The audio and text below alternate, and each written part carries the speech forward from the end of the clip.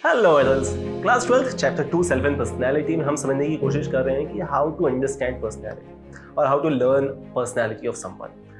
अभी तक हमने बहुत सारे अप्रोचेस पे बात करी कि किस तरीके से किसी की पर्सनालिटी को समझते हैं। इस वीडियो में हम बचे हुए 3 अप्रोचेस पर बात करेंगे: बिहेवियरल अप्रोच, कल्चरल अप्रोच और ह्यूमनिस्टिक अप्रोच। नाम से समझ में आता है, पहला है बिहेवियरल अप्रोच। सो जो लोग बिहेवियरिस्ट थे, जो मतलब बिहेवियर पे ज्यादा बिलीव करते थे टू अंडरस्टैंड एनी पर्सनैलिटी और समथिंग, दीज बिहेवियरिस्ट सेड कि data is more important. Data ऐसा जो ऑब्जर्वेबल हो, डिफाइनेबल हो, जिससे वैलिड आंसर्स निकाले जा सकें, राइट। सो दे सेड कि पर्सनैलिटी उस तरीके से भी डिफाइन की जा सकती है कि लोगों का एनवायरनमेंट के प्रति क्या नजरिया है, उनका बिहेवियर क्या है अपने आसपास के एनवायरनमेंट के लोग को लेकर। That can also be taken as to understand personality. So these people argue that every response is a behaviour which is emitted to satisfy certain needs. So हर वो रिस्पॉन्स जो ह्यूमन बीइंग अपनी कुछ specific needs को create करने के लिए और उसको फुलफिल करने के लिए करता है, हर वो रिस्पॉन्स एक बिहेवियर है। For example, as a child हमें बहुत सारी चीज़ खाना पसंद नहीं होता है। फॉर एग्जाम्पल, कुछ वेजिटेबल्स होते हैं, कुछ चीज़ें होती हैं, बट हमारी स्पेसिफिक नीड क्या है? हंगर शांत करना है, हमारी स्पेसिफिक नीड है। उस नीड के लिए हम क्या कर रहे हैं कि पहले मम्मी पापा को खुश करने के लिए, उनसे अप्रिसिएशन लेने के लिए, वेरी गुड बच्चा, ऐसा वैसा, हम खाना चालू करते हैं। बट एक समय के बाद, कुछ समय के बाद हम स्पेसिफिकली चूजी हो जाते हैं और हम बोलते हैं कि नहीं, हमें ये चीज़ें खानी है, ये चीज़ें नहीं खानी। और other than appreciation we also develop some taste buds, right. तो आपका सर्टेन सिचुएशन पे आपने किस तरीके से रिस्पॉन्स किया, वो भी आपका बिहेवियर बताता है, ठीक है। And behaviour is like personality. Second, हम बात करेंगे कल्चरल अप्रोच पे। जैसे नाम बता रहा है कि आपका कल्चर जो है वो आपके बिहेवियर पे, आपकी पर्सनैलिटी पे बहुत ज़्यादा इम्पैक्ट करता है। आप कहाँ रह रहे हो, क्या खा रहे हो, कैसे रह रहे हो, किन लोगों के साथ रह रहे हो, आपका बेसिक एनवायरनमेंट क्या है। और अगर आप इसे अपने लोकल एनवायरनमेंट में समझने की कोशिश करो तो ऐसी जगह पे, फॉर एग्जांपल अगर अफ्रीका की हम बात करते हैं, वहाँ पर का जो बेसिक फ्लोरा फौना है, रहन सहन है, खाना पीना है, लोग हैं, या जो पहाड़ी एरिया में जो लोग रहते हैं उनसे आप कंपेयर कर लो एक कोस्टल एरिया में जो लोग रहते हैं। फॉर एग्जांपल, अगर आप साउथ और नॉर्थ को डिफ्रेंशिएट कर लो, तो नॉर्थ में जो लोग रहते हैं, नॉर्थ के कल्चर में जो लोग रहते हैं, उनका बिहेवियर अलग होता है कंप्लीटली, वेयर साउथ में जो लोग रहते हैं उनका बिहेवियर कंप्लीटली डिफरेंट होता है। एंड दैट्स व्हाई नॉर्थ वाले जनरली साउथ वाले को पसंद नहीं करते हैं, साउथ वाले जनरली उनको पसंद नहीं करते हैं। दोनों का खान पान अलग होता है, दोनों का रिलीजन अलग होता है, दोनों के थॉट प्रोसेस कई बार कई जगह पर मैच नहीं करते। It's all because of the cultural approach of that personality. तो अगर किसी की पर्सनैलिटी को आपको समझना है तो आपको कल्चरल अप्रोच भी समझकर आप उसकी पर्सनैलिटी को जज कर सकते हो। हाँ, होता है कई बार कि जब हम किसी से बात कर रहे होते हैं तो हमें समझ में आ जाता है कि अच्छा, ये साउथ का है, या ये नॉर्थ का है, ये दिल्ली का है, ये पंजाब का है, ये ईस्ट का है।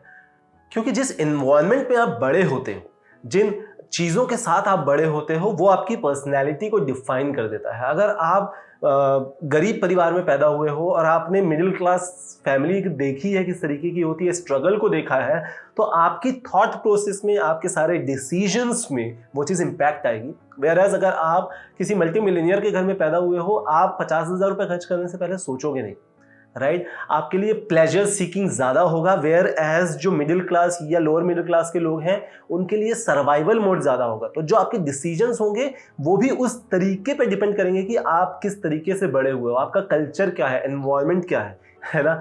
अगर आप मुझसे अग्री करते हो, राइट इट डाउन कि आपको क्या लगता है कि किस तरीके के कल्चर से किस तरीके का आपकी पर्सनैलिटी पे डिफरेंस आ रहा है। Give me some examples in the comment below. तीसरी चीज हम बात करते हैं about humanistic approach of studying personality. So Carl Rogers and Abraham Maslow has given this humanistic approach to understand personality. So they argued कि fulfilment is the basic motivating force for personality development. आपने last year Maslow की theory पढ़ी थी, जिसमें सबसे ऊपर था self actualisation और सबसे नीचे था रोटी कपड़ा और मकान, कि इस तरीके से आपका डेवलपमेंट होता है, आपकी फुलफिलमेंट होती है। तो जब आप एक एक स्टेप ऊपर जाते जाते हो, आपकी फुलफिलमेंट बढ़ते जाती है, आपको लगता है कि यार ठीक है, सब कुछ मिल गया, अब और इससे ज़्यादा जीवन में कुछ चाहिए नहीं। And that motivating force can change the complete personality of a human being. So once you have that रोटी कपड़ा और मकान आपने पूरा कर लिया, then you go to the level 2, then you go to level 3, and you might have heard of this that most of the biggest entrepreneurs जिन्होंने पैसे बहुत कमा लिए थे, they have turn themselves into working for society, working for country, working for self actualization. कोई monk बन जा रहा है, कोई कुछ कर रहा है, it's because they have attained that self fulfillment or self efficacy. So Rogers made two basic assumptions. First is behavior is goal oriented and worthwhile. So अगर आपकी लाइफ में एक गोल है तो आपका बिहेवियर उस गोल के प्रति एकदम से ही रहेगा, ठीक है। मतलब आपको यार कुछ भी करके मुझे ये चीज करनी ही करनी है, तो आप जैसे ही वो चीज खत्म करोगे आपको मजा आने लगेगा, आपको लगेगा कि यार I have achieved something today. So first is कि आपका बिहेवियर जो है वो गोल ओरिएंटेड होता है। दूसरा कि people will always choose something that is adaptive and that fulfils yourself.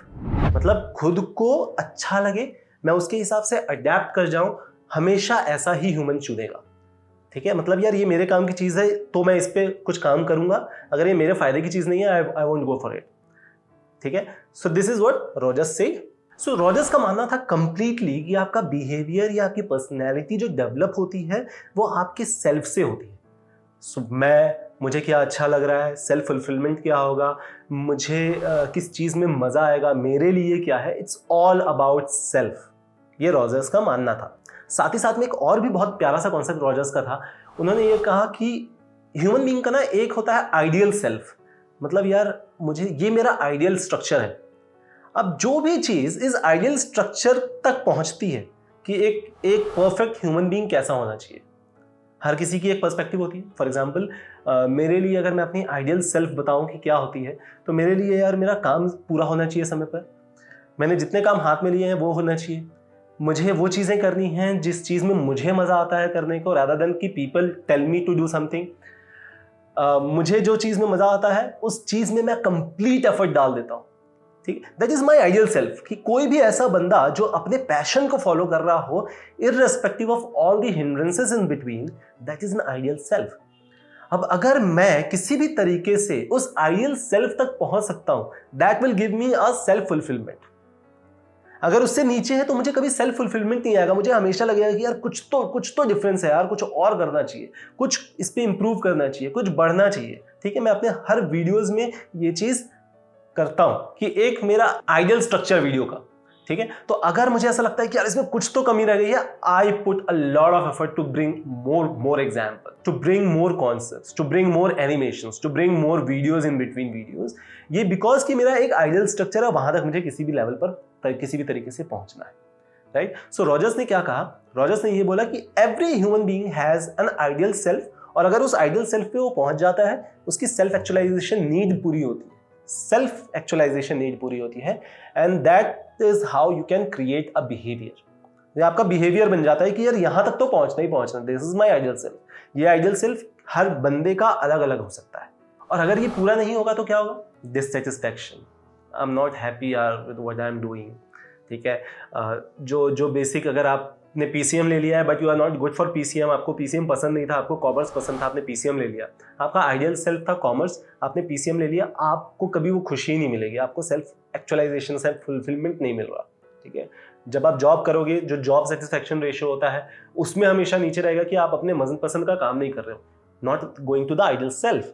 Karl Rogers ने यह भी बोला कि पर्सनैलिटी डेवलपमेंट जो है वो कंटिन्यूअस प्रोसेस है, और इस प्रोसेस में सबसे इंपॉर्टेंट होता है कि आपको अपनी सेल्फ एक्चुअलाइजेशन समझने के लिए आप काम कर रहे हो। तो जिस दिन आपको ये पता चल जाएगा कि आप सेल्फ में क्या हो, आप सेल्फ एक्चुअलाइज कर पा रहे हो अपने आप को, वहां तक आपका कंटिन्यूअस प्रोसेस चलेगा पर्सनैलिटी डेवलपमेंट का। अगर आपका ये कोरिलेशन पॉजिटिव जाता है तो आपका सेल्फ कॉन्सेप्ट और सेल्फ स्टीम हमेशा हाई होगा।